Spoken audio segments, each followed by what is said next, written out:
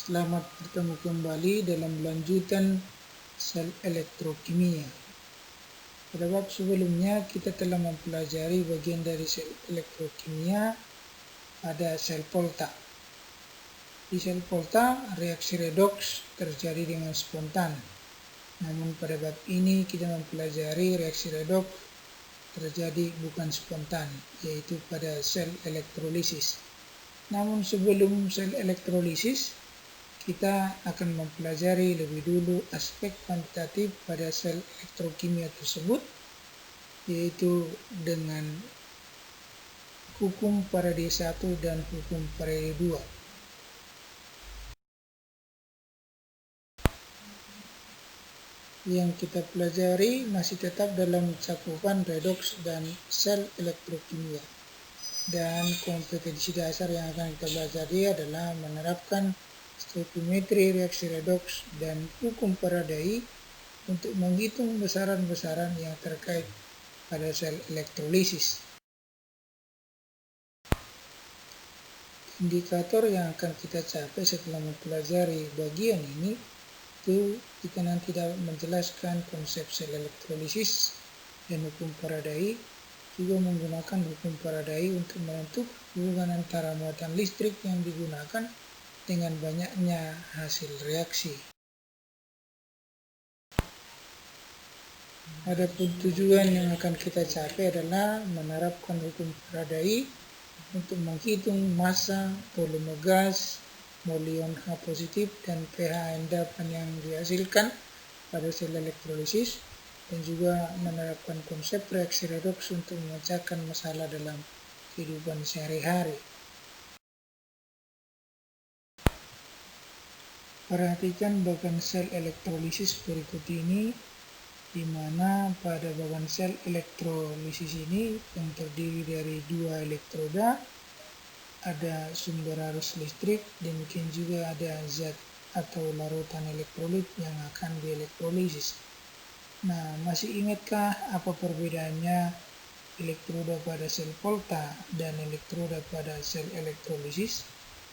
Pada sel Volta, katoda itu adalah kutub positif, anoda kutub negatif. Namun katoda tempat reaksi reduksi, anoda tempat reaksi oksidasi. Di sel elektrolisis, katoda itu kutub negatif tapi tetap tempat reaksi reduksi, dan anoda itu kutub positif pada sel elektrolisis tapi juga tempat reaksi oksidasi. Nah, kemudian kalau sudah dapat dipahami perbedaan elektroda pada sel Volta dan sel elektrolisis, dapatkah kita menghitung berapa jumlah arus listrik atau jumlah zat yang dihasilkan pada reaksi elektrolisis jika diberikan arus listrik? Nah, maka kita dapat menggunakan rumus hukum Faraday 1. Bunyi hukum Faraday 1 adalah banyaknya zat yang dihasilkan dari reaksi elektrolisis sebanding dengan banyaknya arus listrik yang dialirkan ke dalam larutan. Nah, hukum Faraday ini dituliskan dengan formula W sama dengan E kali I kali T per F, di mana W per E sama dengan I kali T per F. E yang dimaksud di sini atau gram ekuivalennya adalah merupakan massa atom relatif dibagi dengan bilangan oksidasinya. W per AR sama juga itu dengan I kali T dibagi N kali F. Ini sama juga dengan mencari mol. Maka dapat kita perhatikan keterangan dari simbol-simbol pada rumus hukum Faraday ini.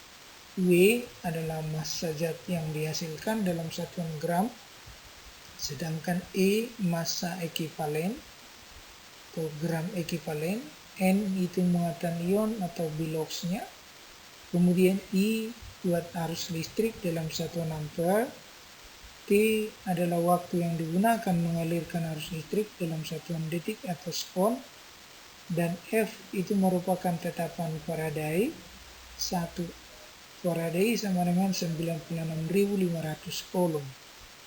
W per E sama dengan I kali T per F sama dengan jumlah mol elektron. Sama juga dengan perubahan bilangan oksidasi 1 mol suatu zat, atau disebut juga sama dengan jumlah Faraday. Contoh, kalau misalnya ditanyakan berapakah jumlah Faraday yang diperlukan untuk mereduksi 1 mol ion bromat BrO3 negatif menjadi bromin, maka dapat diselesaikan dengan reaksi 2 BrO3 negatif menjadi Br2 ditambah 5 elektron. Karena koefisien dari ion bromat itu 2 menunjukkan dia adalah 2 mol. Maka 1 mol ion bromat butuh dia elektronnya 2,5 mol elektron atau 5 per 2 mol elektron. Jadi karena tadi jumlah mol elektron sama dengan jumlah Faraday, maka 2,5 mol elektron itu sama dengan 2,5 Faraday. Untuk lebih memahami, maka perhatikan contoh berikut. Larutan perak nitrat dielektrolisis dengan arus sebesar 2 ampere selama 10 menit. Tentukan berapa massa perak yang mengendap di katoda dengan 1 Faraday sama dengan 96.500 Coulomb dan AR perak adalah 108 gram per mol. Nah, maka melihat dari soal apa yang diketahui? Yang diketahui di soal arus listrik 2 ampere, waktu yang diperlukan 10 menit. Tapi karena harus diubah satuannya ke dalam detik, maka 10 kali 60 sama dengan 600 detik. Kemudian langkah berikutnya yang diketahui dalam soal tersebut, larutan perak nitrat kita ionisasikan AgNO3 menjadi Ag positif tambah NO3 negatif. Dari ionisasi ini dapat kita perhatikan N-nya atau bilangan oksidasinya sama dengan 1 karena Ag bermuatan positif 1. Dengan menggunakan formula atau rumus Faraday 1 tadi, di mana W sama dengan E kali I kali T per 96.500, maka dapatlah kita cari berapa massa perak yang mengendap. W sama dengan 108 per 1 dikali 2 ampere dikali 600 detik dibagi 96.500, maka dapatlah hasilnya yang mengendap di katoda sebesar 1,4 gram. Selanjutnya, bagaimana kalau ada 2 zat elektrolit yang dielektrolisis secara bersamaan? Bagaimanakah menentukan berapa massa logam yang mengendap pada elektroda yang satu, demikian juga pada elektroda sel yang lain jika secara bersama-sama dielektrolisis dengan menggunakan arus listrik yang sama. Hal itu dapat dihitung atau ditentukan dengan menggunakan hukum Faraday kedua. Adapun bunyi hukum Faraday kedua itu menyatakan jumlah zat-zat yang dihasilkan oleh arus yang sama dalam beberapa sel yang berbeda sebanding dengan massa ekivalen zat-zat tersebut. Jadi dapat dinyatakan dengan W1 banding W2 sama dengan E1 banding E2, atau artinya massa logam 1 dibandingkan massa logam yang kedua sama dengan gram ekivalen logam yang satu dibandingkan dengan gram ekivalen logam yang kedua. Jadi kalau dijabarkan rumus hukum Faraday yang kedua ini dapatlah dihasilkan dengan W1 kali N1 per AR1 sama dengan W2 kali N2 per AR2.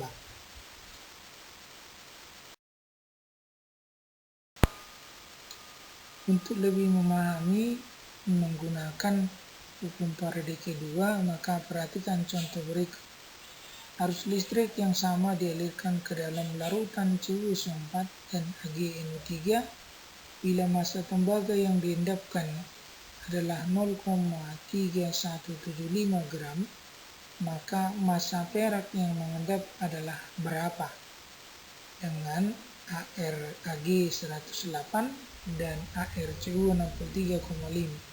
Nah, maka kita amati apa yang diketahui pada soal di atas. Pada soal di atas diketahui larutan CuSO4, kita buat dulu reaksi ionisasinya menjadi Cu2 positif tambah SO4 2 negatif.